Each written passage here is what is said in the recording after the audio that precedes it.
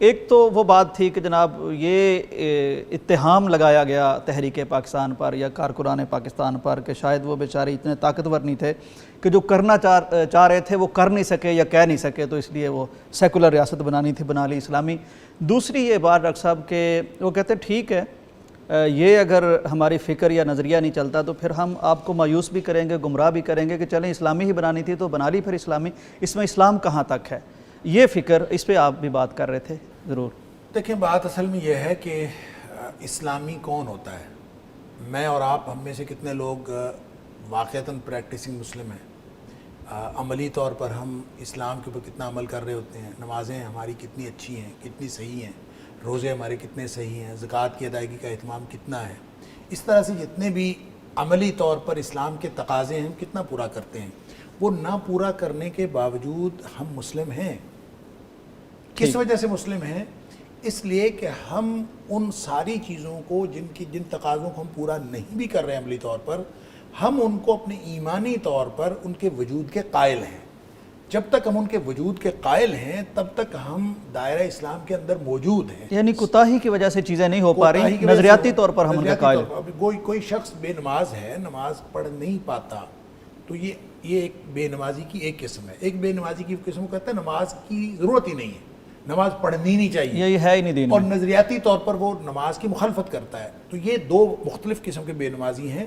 لہٰذا وہ شخص جو نماز میں کوتاہی کی وجہ سے غفلت کا مرتکب ہوتا ہے، وہ اپنی کسی خطا کی وجہ سے، تو وہ شخص پھر بھی مسلمان رہے گا۔ اور اسی طرح زکوٰۃ اور دیگر جو احکام ہیں، اسی طرح حقوق العباد ہیں، اسی طرح حقوق اللہ، پورے کا پورا دین کا جو ڈھانچہ ہے، اگر کوئی شخص پوری طرح عمل نہیں کر پا رہا اپنی کوتاہی کی وجہ سے، غلطی کی وجہ سے، خطا کی وجہ سے، غفلت کی وجہ سے، تو وہ بہرحال مسلم ہے۔ اور جو شخص عالم بغاوت بلند کر دے، وہ کہے کہ نہیں نماز نام کی کوئی چیز نہیں ہے، زکوٰۃ کچھ نہیں ہوتی، روزہ کچھ نہیں ہوتا، میں اس کو مانتا ہی نہیں ہوں، تو وہ شخص جو ہے چاہے اتنی ہی عملی کوتاہی اس کی اتنی ہی ہو جتنی دوسرے شخص کی ہے، تو اس شخص کو دائرہ اسلام سے خارج سمجھا جائے گا۔ ڈاکٹر صاحب یہ تو ایک شخص کی بات ہوگی، ریاست کو کیسے دیکھیں میں کہ یہی عرض اسلامی کر ہے رہا غیر ہوں کہ اسلامی؟ اسی کو آپ ریاست کے وجود کے اوپر اپلائی کر لیں، اسی اصول کو۔ ٹھیک، وہ ریاست جو اپنے آئین کے اعتبار سے، اپنے دستور کے اعتبار سے، دیکھیں ملک یا ریاست کی زبان اس کا آئین یا دستور ہوتا ہے۔ واہ خوبصورت۔ لہٰذا اگر کوئی ملک یا ریاست جو ہے وہ اپنے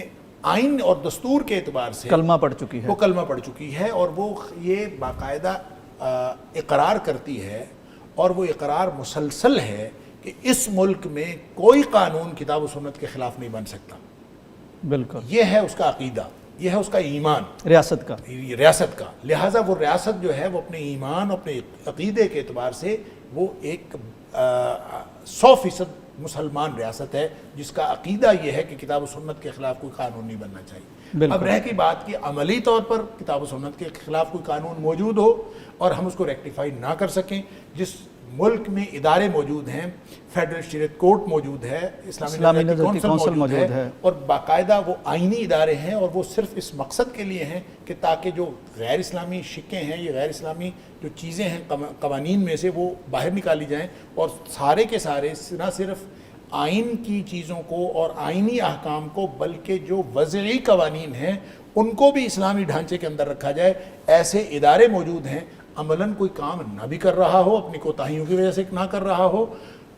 سود ہماری آئینی طور پر حرام ہے، ہمارے آئین کے اعتبار سے حرام ہے، کیونکہ ہمارا جو آئین ہے اس پاکستان کا وہ کتاب و سنت ہے۔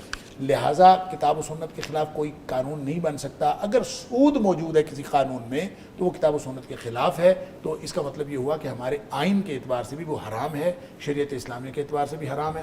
اگر عملی طور پر ہماری نظام معیشت کے اندر سود موجود ہے تو یہ اگر کوتاہی کی بنیاد پر ہے، جیسے میں نے پہلے عرض کیا، تو اس سے ریاست کو غیر اسلامی قرار نہیں دیا جا سکتا۔ اگر ریاست اعلان کر دے کہ جناب ہم تو سود کو آج سے حلال قرار دیتے ہیں، یا ہم اس کو حرام سمجھتے ہی نہیں ہیں، یا ہم آج کے بعد جو ہے وہ روزہ، نماز، یا جو بھی جتنی چیزیں اسلامی قوانین یا جو چیزیں مفقود ہیں عملی طور پر، ان کو نظریاتی طور پر بھی غلط سمجھنا شروع کر دیں کہ ہم ان کو ان کی موجودگی درست تصور ہی نہیں کرتے تو پھر یہ ملک اسلامی نہیں رہے گا. لہٰذا جب تک یہ کلیم موجود ہے اس کلیم کرنے والے کو آپ جس طرح کسی شخص کو غیر مسلم قرار نہیں دے سکتے اسی طرح کسی ریاست کو بھی غیر اسلامی ریاست یعنی قرار نہیں ڈاکٹر دے صاحب جس طرح کسی فرد کی نیت پہ شک نہیں کر سکتے آپ ریاست کی نیت پہ بھی شک نہیں کر سکتے.